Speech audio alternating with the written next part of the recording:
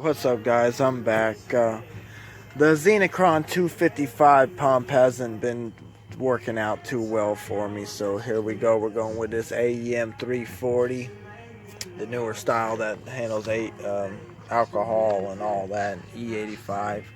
But this kit was the cheapest one I could get for 111 shipped. Part number, we can't even focus, but jeez. 50-1220. Now I believe the 50-1210 or something comes with the hose, the clamps, and whatnot. But as far as the kit that this come with was the pump, this little harness, these O-rings, and this small filter. Which you're going to want to get an OEM filter, or you're going to be running out of gas at half a tank of gas or whatnot, because you see we're going to want to reach the bottom of our tank. But I'm going to show you how to do this on a hatchback, one of the easiest modifications you can do. But let's get started. Your next step is you're going to want to come here and break the banjo bolt loose to release the fuel pressure, which is a 14 millimeter, and sometimes you get a bust out with a 17 millimeter end wrench to hold this bottom one because it wants to twist out with it. But you can release your pressure by this 14 millimeter bolt and unhook your battery, of course. Alright, our next step will be in a hatchback, you'll put your seats down, lift the carpet up, remove this cover.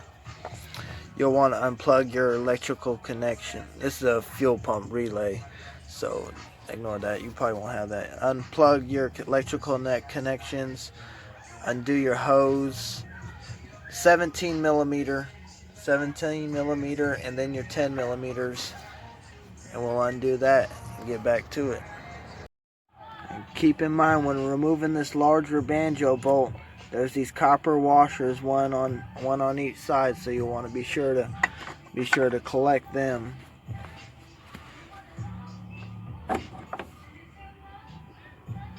Sure to collect them, guys. You don't want to lose them. Alright, have your napkin rags ready. Now we'll unbolt these. We got our return line unhooked, main line unhooked, our connectors unhooked, and we'll undo these 10 millimeters and lift this up, add the tank.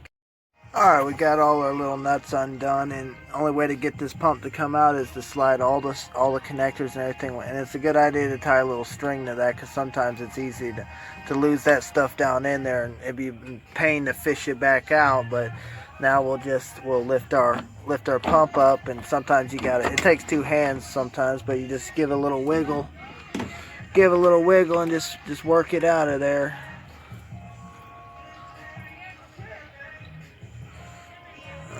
Let that drain. We'll go set this on our workbench and continue from there. We'll cover this up so we don't get no dirt or nothing in our gas.